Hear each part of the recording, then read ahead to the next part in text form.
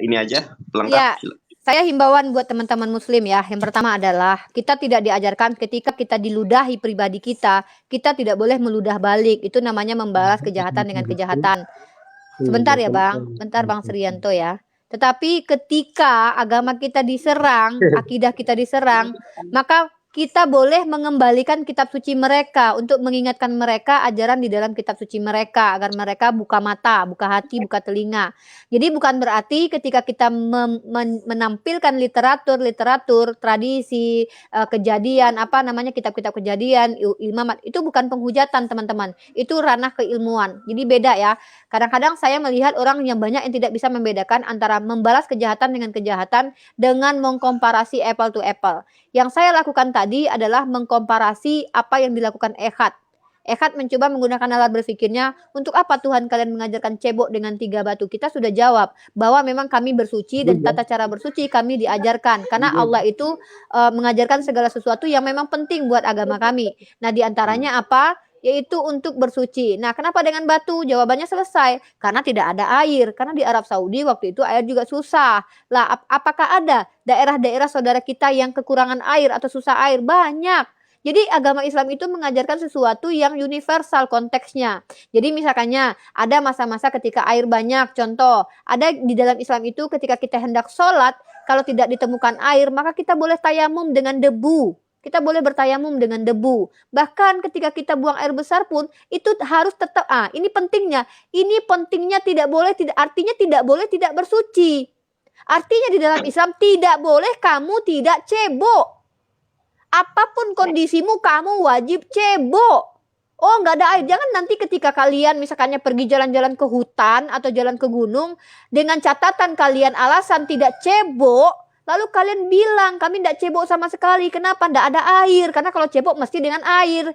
Makanya ada cara yang lebih lagi, cara antisipasi kalau tidak ada air ya dengan batu. Lalu kenapa kata si Ehad nanti jadi lecet? Ya jangan bodoh lah. Masa harus digosok-gosok seperti Ehad menggosok dengan sekop? Ya kan enggak, beda. Nah jadi gitu ya.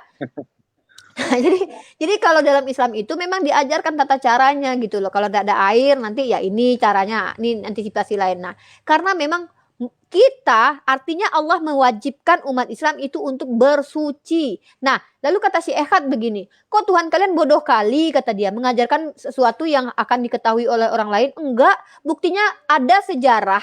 Kita akan lihat ya, bagaimana orang Eropa itu tidak pakai air ketika membersihkan bokongnya. Mohon maaf saya pakai kata ini ya. Mereka pakai tisu. Mereka pakai tisu loh.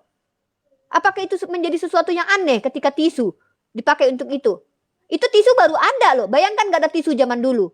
Pakai apa mereka? Mau pakai daun. Berarti si Ehad misalkannya mau ambil daun pucuk ubi. Tiba-tiba hati-hati Ehad. Dia bilang gini tadi kan. Hati-hati kalau memungut batu di Arab Saudi. Jangan-jangan bekas cebok. Ya sama. Ketika kamu misalkannya gak ada air, gak ada batu. Nah kamu pilih gak cebok mungkinnya. Atau kamu pilih cebok deh pakai daun. Ya sama. Berarti ada pucuk ubi. Kamu mau makan. Ketemu pucuk ubi. Jangan diambil Ehad. Jangan-jangan bekas cebokan kamu. Ya itu cara komparasinya ya. Ehad mudah-mudahan kamu masih nonton ya dek. Ya adek. Kamu sepertinya belum dewasa. Jadi aku ganti nama kamu jadi Sekop deh, Ehad. Udah tua Uni, saya waktu itu dia pernah open camp, dia usianya sekitar 50 tahunan. Tua bukan berarti dewasa. Aku bilang dia adek karena dia tuh masih bocil, jiwanya masih terperangkap di badannya orang tua dia tuh. Nah, jadi gitu Ehad. Dalam Islam itu memang diajarkan hal seperti itu. Kenapa? Karena memang banyak manusia yang memilih untuk sesuatu kayak gini nih. Padahal kita tahu secara humanis menikahi atau meniduri anak kandung itu tidak boleh. Tapi banyak kok orang yang incest. Mari kita lihat di Eropa. Nah makanya hukum Tuhan itu ada untuk membatasi, untuk memberikan parameter mana yang benar menurut Tuhan. Menurut Tuhan kami tetap harus bersuci. Tidak ada alasan buat kami tidak cebok. Nah, makanya saya tanya balik, ajaran cebok ada nggak di kitabmu? Oh, nggak perlu diajarkan. Nah, itu dia. Berarti tidak peduli di dalam agamamu mau cebok atau nggak peduli. Itu bedanya kita. Maka saya bacakan dalil di dalam kitab Ulangan tadi, bahwasanya apabila buang air besar, bawalah sekop. Lalu dia bilang, kau bawa ini ya Rifa, di dalam tasmu kan ada kosmetik, bawa batu. Lah buat apa? Kan banyak air. Mendingan saya beli botol air aqua ya kan? Bisa. Nggak sebodoh itu cara memahami ilmu agama, Ehad ya. Nah, jadi orang-orang sepertimu sebenarnya saya bersyukur ada orang sepertimu, ada hikmahnya agar kami lebih berdakwah lagi untuk menunjukkan orang-orang sepertimu inilah yang akan kami hadapi gitu loh. Dan semoga kami, walaupun kami kurang bersabar ya, memang kami akui. Saya pribadi yang manusia biasa, ketika mendengar agama saya dihina, giroh saya itu memuncak untuk menjawab, mengkomparasi balik. Nah, suara saya harus keras karena saya harus mengimbangi orang seperti Ehad ini yang seperti mama-mama ya. Suaranya seperti mama-mama dia. Karena cerewet sekali ya, kalau saya wajar kan memang mama-mama. Kalau Ehad kan dia jantan.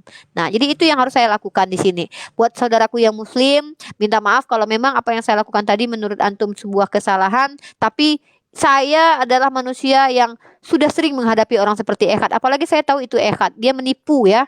Dia menipu dengan mengatakan nama dia bukan Sambo, kemudian dia bukan Kristen. Bahkan agamanya sendiri dia dustai loh. Dia bilang dia agnostik. Inilah mengerikannya orang-orang seperti Ehad di ranah diskusi yang hanya akan menyebabkan pertikaian di antara kita.